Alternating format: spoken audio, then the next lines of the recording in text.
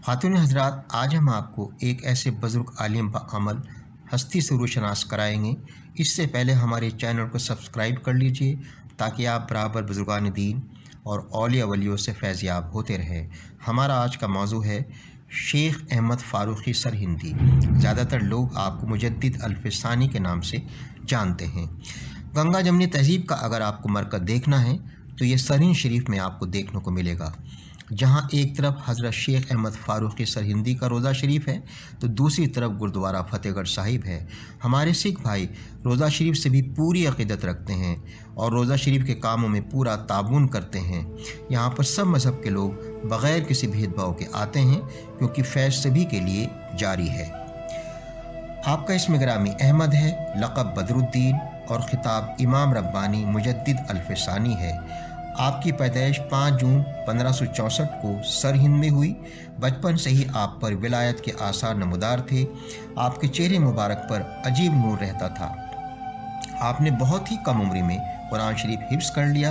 आपका सिलसिला हज़रत उमर फ़ारूक़ रज़ियल्लाहु ताला अन्हा से जाकर मिलता है। आपके नाम के साथ जो मुजद्दिद का लफ्ज़ जुड़ा हुआ है, यानी पुराने को नया करना, किसी मामले को उसके असल की तरफ लाने वाले।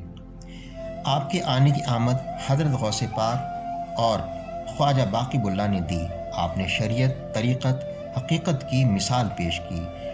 आपने इब्तदाई तालीम अपने वालिद साहब से ली।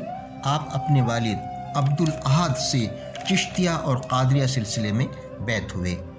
आपसे 2 बातें वाबस्ता हैं, एक दीन इस्लाम की तजदीद, दूसरी सिलसिलाए नक्शबंदिया के नए दौर का आगाज़। आपने बहुत से अलूम और तसव्वुफ़ की किताबें अपने वालिद से खूब तहक़ीक़ के साथ पढ़ी। आपके असातिज़ा में मौलाना कमाल कश्मीरी और मौलाना याक़ूब हसन सरफ़ी कश्मीरी हैं। इससे आपके मर्तबे, अज़मत और मकाम का अंदाज़ा होता है। आपका दौर मुग़ल बादशाह अकबर और जहांगीर का दौर था, लेकिन आपने कभी शाही दरबार में सर नहीं झुकाया। आप कुछ अरसे बादशाह अकबर के दौरे हुकूमत में रहे। आपने अकबर के दीन इलाही मज़हब की खुलकर मुखालफत की। आप सरहिंद से बैतुल्लाह शरीफ जाने के लिए दिल्ली तशरीफ़ लाए। आपकी मुलाकात यहाँ मौलाना हसन कश्मीरी से हुई। आपके शौक़ दिलाने पर आप हज़रत ख्वाजा बाक़ीबुल्लाह की खिदमत में पहुँचे। ख्वाजा बाक़ीबुल्लाह ने आपसे कहा, कुछ रोज़ या 1 माह फ़कीर के साथ गुजारें। आपने 1 हफ़्ता क़याम किया। 2 या 3 रोज़ बाद आपने ख्वाजा बाक़ीबुल्लाह से बैत करने की ख्वाहिश ज़ाहिर की। हज़रत ख्वाजा ने बग़ैर किसी तामुल के आपको खिलवत में बुलाकर बैत किया और फिर ख्वाजा बाक़ीबुल्लाह से मुलाकातों का सिलसिला चलता रहा। तसव्वुफ़ के नाम पर जो बुराइयाँ हो रही थीं, आपने उनको दूर किया। आपने फरमाया, हक़ आ गया और बातिल मिट गया। जो कदरें मिट रही थीं, आपने उनको ज़िंदा किया। आपने जो तहरीक दीन इस्लाम की चलाई, उसकी बिना पर बादशाह अकबर ने मुल्ला सदर जहाँ के हाथ पर तौबा की और कलमा पढ़कर दुनिया से रुखसत हुए। हालांकि तुस्के जहांगीरी में इसका कहीं जिक्र नहीं है। बादशाह अकबर के बाद जहांगीर तख्त नशीन हुए। आपको जहांगीर के दरबार में हाजिर होने के लिए कहा गया। आपके कुछ मुखालिफिन ने जहांगीर के कान भरे और कहा कि आपने जहांगीर बादशाह को ताज़ीम सजदा नहीं किया।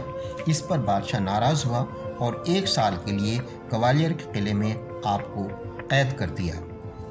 लेकिन इसी बीच बादशाह को आपके मर्तबे और बुज़ुर्गी का एहसास हो चला था, क्योंकि उस वक्त के निज़ामुल मुल्क मोहम्मद खां और अब्दुल रहीम खान खाना, जो कि आपके मुरीद थे, आपने पूरे बर्रे सग़ीर का दौरा किया।